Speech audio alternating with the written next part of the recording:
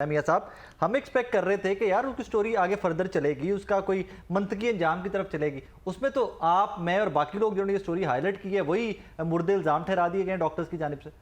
I am really honoured, लेकिन problem बहुत simple सा है। मुझे आज ज़्यादा कोई तकलीफ महसूस नहीं हो रही क्योंकि मैं तो आउट ऑफ स्टेशन था 2 दिन से। तो इवेंचुअली मैं अभी ट्रैक सूट में हूँ, मैं अभी ऑफिस आया हूँ, तो मुझे पता चला कि यहाँ पर ये काम चल रहा है, तो आई एम हियर। सादा सी बात है कि मुझे इस चीज़ में खुशी की एक ठंडी हवा का झोंका महसूस हो रहा है। उसकी वजह यह है कि ये पहली दफ़ा नहीं है। हमारा एक कल्चर है कि हमने आर्गूमेंट को डीरेल करने का एक पुराना, कई दहाइयों पुराना एक वतीरा जो है वो अपनाया हुआ है कि वो जो उंगली होती है ना, हम सारी कहानी उस उंगली के ऊपर डाल देते हैं कि ये उंगली का इशारा मेरी तरफ क्यों हुआ है। अब प्रॉब्लम यह है कि अजीज़ भट्टी शहीद टीचिंग हॉस्पिटल एक दीवारें हैं, उसमें पड़ी हुई कुछ मशीनें हैं, उसमें पड़े हुए कुछ बेड्स हैं। उस हॉस्पिटल की जाती हैसियत यही है, नाम एक शहीद के नाम पर है। इन दोनों चीजों का, उस चार दीवारी का, उसमें पड़ी प्रेमिसेस में पड़ी चीजों का, या इस नाम का इस शख्स के साथ जो वहां पर ख्वातीन को मिलान करता है, क्या ताल्लुक हो सकता है? ये सिर्फ एक आर्गुमेंट बिल्डिंग का एक अजीब सा और फरोही सा जो है वो टूल अपनाया गया, अदरवाइज कुछ भी नहीं है। हाँ, अब प्रॉब्लम ये है कि जिन डॉक्टर्स ने प्रेस कॉन्फ्रेंस की है, मैं उन्हें एक रिक्वेस्ट करता हूं कि मेरे भाई थोड़ा सा अपने आप को तोलें कि आप लोग खड़े कहां पर हैं। एक बात की कि मैंने भी जल्दी जल्दी सुनी कि आपने उसमें ए बोला। हाँ, और क्या बोलूं, नाम लूं? अभी ले देता हूं। उसके बाद उस बीबी के घर जो अजाब आएगा उसके जिम्मेदार आप ले लें। आप मुझे ऑफिशियली जिम्मेदारी दे दें कि वो फलां फलां फलां बीबियां जो हैं या फलां फलां फलां बंदे जो हैं उनके घरों में जो अजाब आएगा उसकी आप जिम्मेदारी ले लें, मैं उनके नाम ले देता हूं। मुद्दा ये था कि आपने एक की वजह से 25-30 एक नहीं, तीन है। हाँ, वो कहते हैं जी उस एक की वजह से 25-30-40 खवातीन है जो जेर अताब आ गई हैं क्योंकि सबके नाम ऐसे start. Is there any evidence? देखिए, पता क्या बात है, ये एक बिल्कुल फसादी किस्म का नैरेटिव है। अल्लाह ताला, मैंने उस टाइम भी एक आई थी, मैंने हाथ जोड़ के ये बात की थी, उस पर भी मजाक उड़ाया गया। मैंने उन्हें बहने कहा, उस पर भी उन्होंने जो है वो अजीब सी बात कर दी।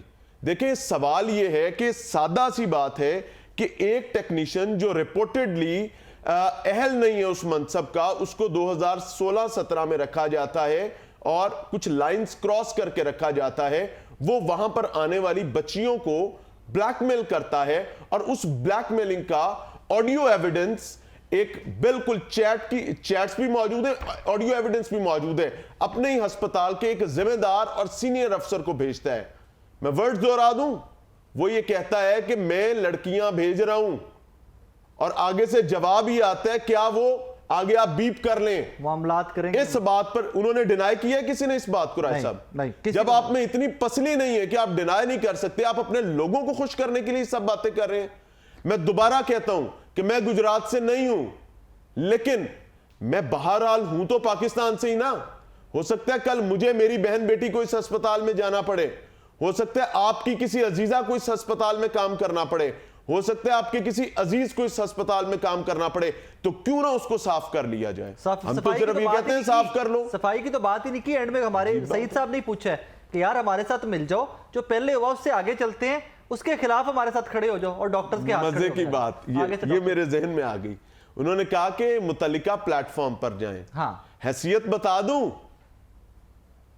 खोल खोल के बता दूं? चले सुनते हैं, मुख्तसर सा शुगर कोटेड बताता हूं।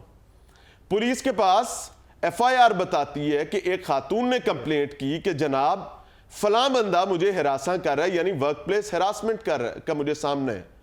पुलिस ने क्या किया, रात 3 बजे चोरों की तरह एफआईआर की, सुबह 10 बजे वो शख्स जमानत लेकर निकल जाता है और आप इस चीज को एविडेंस मौजूद है, हर चीज निकल आई। अब क्या उस बीबी को सामने लाने? वो खुद आके बताए कि जनाब मैं बेइज्जत हो रही थी। अगर तो ये लॉ है, ये कानून है और पुलिस की प्रोटेक्शन और पुलिस का काम इसमें आपके सामने है, तो वो रेलिवेंट फोरम था। रेलिवेंट फोरम ने इस चीज को, कुछ नहीं होया कुछ नहीं, पंजाबी में एक मुहावरा है, अम्मा नहीं अम्मा नंगी हो रही हैं, ऐसे उन्हें क्या कपड़े ठीक कर ला। दूसरे ने कहा कि डा बदबख्तुल आदे मानू कहंदा नंगी हो रही है। ये कहानी है टोटल। ऐसा ही है। अली बाजवा साहब, इस पे स्टोरी का थोड़ा सा बैकग्राउंड आपको दे दूं, फिर मुझे जल्दी से आपकी उस पर ओपिनियन चाहिए होगी। कहानी ऐसी है कि एक ईसीजी टेक्नीशियन है अजीज भट्टी शहीद अस्पताल का, वो खवातीन को ल्योर करता है कि मैं तुम्हारी वहाँ पे जो ट्रेनी आती है, नर्सिस और बाकी जो स्टाफ आता है पैरामेडिक, उसको वो ल्योर करता है कि मैं तुम्हारी अपॉइंटमेंट करा दूंगा, तुम्हें शिफ्ट अच्छी दे दूंगा, सर्टिफिकेशन मिल जाएगी अगर तुम मेरे साथ मामला तय करती हो। ब्लैकमेल करता है उनको, प्रोफेशनली ब्लैकमेल करता है। और उसके जब अरेस्ट होता है, एक खातून की ही शिकायत के ऊपर अरेस्ट होता है, तो सैकड़ों की तादाद में फोटोज और वो सब कुछ निकल आता है।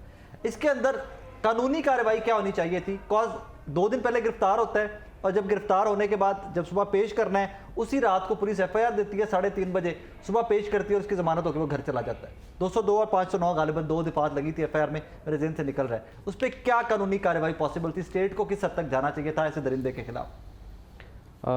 थैंक यू राय साहब। आई थिंक ये इम्पॉर्टेंट क्वेश्चन है और देखना तो ये है कि नॉर्मली इस तरह के केसेस में क्या होता है, या नॉर्मली जो ऐसे केसेस जिनके अंदर सज़ा का जो क्वांटम है वो कम है, उनके अंदर क्या होता है। सो मेरा ये ख्याल है कि अनफॉर्चुनेटली इस तरह के ऑफेंसेस के लिए जो क्वांटम ऑफ पनिशमेंट है वो अभी भी कम है।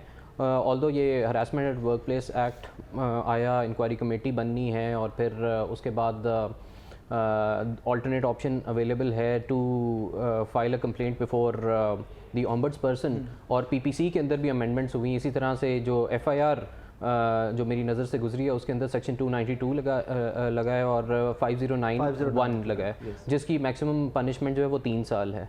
अब 3 साल वाले केसेस के लिए क्योंकि ये ट्रायल आगे चलना है और इसमें एक इशू है, मैं थोड़ा सा और क्लैरिफाई कर दूं आपको कि क्योंकि एफआईआर ये कह रही है कि मुखबर का नाम डिस्क्लोज़ नहीं हुआ, बट किसी मुखबर ने बताया कि ये शख्स इस तरह की एक्टिविटी में इन्वॉल्व है। और जब हमने जाके इसको पकड़ा तो वहाँ पे मौके पे एक खातून आई और उसने कहा जी ये मेरे साथ भी ये करता रहा और बाकी लड़कियों के साथ भी करता रहा। और फिर उसके हाथ से according to the contents of the FIR जो मोबाइल रिकवर हुआ है उसके अंदर सफिशेंट मटेरियल अवेलेबल था। देखिए अब फ़िलहाल तो केस पेंडिंग है और मेरा ख्याल है मैटर सब जुडिस है, तो मैं उस पर ज़्यादा कॉमेंट तो नहीं करूँगा। मेरा ख्याल है इससे बेहतर हो सकती थी, मेरा अपना ओपिनियन है कि इससे बेहतर हो सकती थी। दूसरी बात ये कि देखें, एक जुडिशल ऑफिसर के सामने तो जो सेट ऑफ फैक्ट्स रखे जाएंगे और जो मटेरियल रखा जाएगा, एविडेंस रखा जाएगा, उसने उसकी बेसिस पे फैसला करना है। ठीक है। इस तरह के केसेस में बहुत इंपॉर्टेंट होता है कि कोई कंप्लेनेंट जिसके साथ हरासमेंट हुई हो वो सामने आए और उसको। अच्छा भी यहाँ पे ये पॉसिबल नहीं था कि जज साहब या जिस भी जुडिशियल ऑफिसर के सामने रखा गया केस, वो खुद से कहते हैं कि यार ये जो खातून है इसको मेरे चैम्बर में लेके आओ, मैं नहीं लोगों के सामने मिलना चाहता, लोगों के सामने हो सकता है वो ना आके बोल सके, मेरे चैम्बर में ले आओ, ये पॉसिबल था? देखिए सबसे पहली बात यह है कि खातून का नाम भी डिस्क्लोज नहीं हुआ एफआईआर के अंदर, और दूसरी बात यह है कि आई डोंट नो कि जज साहब के सामने भी खातून का नाम डिस्क्लोज हुआ है कि नहीं, एक बात। और जितना मटेरियल सामने आया है उन्होंने उसकी बेसिस पे ही फैसला करना था। तो हम instead of targeting the judicial office, जो है वो चाइल्ड पोर्नोग्राफी की है ना दफा 292 चाइल्ड के अलावा भी जो स्प्रेडिंग ऑफ पोर्नोग्राफिक, तो वो इतना छोटा ऑफेंस है कि उसमें बस ठीक है जमानत उस टाइम नहीं। देखिए 292 और इवन 5091 जो है ये ऑल्दो इसमें मैं समझता हूँ कि इतनी जल्दी ज़मानत नहीं होनी चाहिए।